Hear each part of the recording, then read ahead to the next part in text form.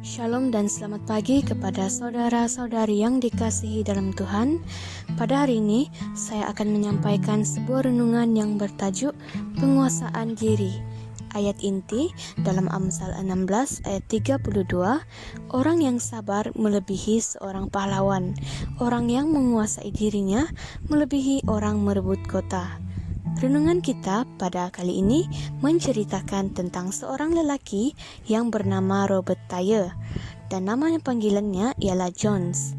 Dia dilahirkan di Atlanta, Georgia dan merupakan penggolf terbesar di dunia.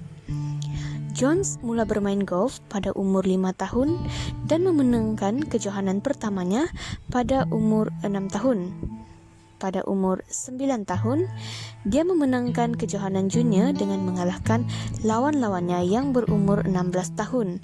Pada umurnya 13 tahun pula, dia memenangkan kejohanan di mana rata-rata diikuti orang-orang dewasa.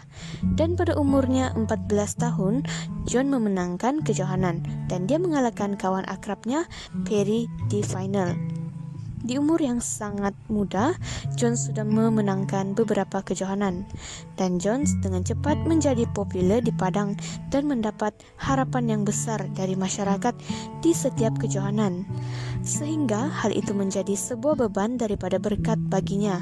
Meskipun ia bermain golf dengan kepakaran, namun John harus menakluki dirinya yang pemarah akibat dorongan dirinya yang mementingkan kesempurnaan dan tekanan dari luar yang mengharapkan ia selalu menang dalam setiap pertandingan. Akibat stres, John kehilangan berat badan 6 kg dan menjadi begitu emosi. Seorang tua bernama Bert telah pensiun dari golf tetapi bekerja di kedai profesional menemukan bakat Jones dan masalah-masalah karakternya. Orang tua itu mula menasihati John. John pun mula mengatasi sifat pemarahnya dan memenangkan US Open pertamanya pada umur 21 tahun. Melalui kisah John, salah satu karakter yang harus dia kembangkan adalah penguasaan dirinya yang pemarah. Akhirnya dia berhasil menguasai sifat pemarahnya dan menjadi pemenang. Salah satu buah roh tercantum dalam Galatia 5 ayat 23 adalah penguasaan diri. Penguasaan diri itu berkaitan dengan mengontrol emosi. Hal ini perlu kita latih setiap hari, karena musuh terutama manusia adalah di dalam dirinya, bukan di luar dirinya.